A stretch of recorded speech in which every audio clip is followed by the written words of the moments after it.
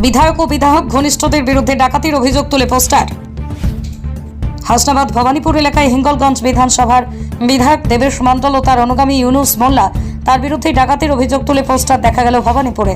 পোস্টারে লেখা আছে, ভবানীপুর 1 ও 2 নম্বর পঞ্চায়েতের মেছো ভ্যালিগুলিতে এই রাতের আঁধারে বন্দুক দেখিয়ে ডাকাতির সমস্ত পরিকল্পনা দেবেশ ঘনিষ্ঠ ইউনুসের বাড়ি থেকে সাজানো হতো। তোলাবাজ ইউনুস মোল্লাকে ভবানীপুর দূর থেকেই দূর হটাও।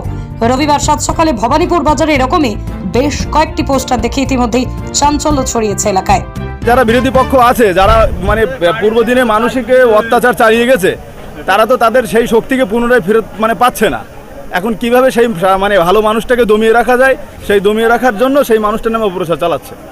বিরোধী শক্তি বলতে কারা? এখানে বাম, কংগ্রেস আছে, বাম আছেন, কংগ্রেস আছেন, বিজেপি আছেন।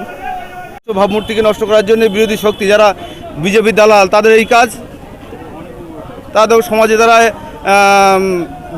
এটা সমাজের তারা কলঙ্ক, দেশের কলঙ্ক আমার মনে হয়। এখানে কি সত্যি কি এরকম কোনো ঘটনা? না, নেওয়া উচিত এবং আমরাও তাকে আইনি সহযোগিতা করব, কারণ রাজনীতিতে হিঙ্গলগঞ্জ খুব শান্ত জায়গা আছে। এটাকে অশান্ত করার যারা এই চক্রান্ত করছে তাদেরকে প্রতিহত করতে হবে।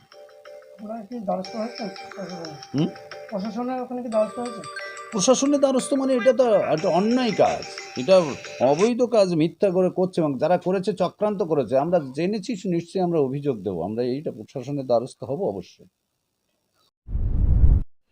এখন ভোলা মহেশ্বর এন্টারপ্রাইজ আপনার কাছে সমস্ত ধরনের বিশুদ্ধ পানীয় জলের ফিল্টার সুলভ মূল্যে বিক্রয় করা হয়।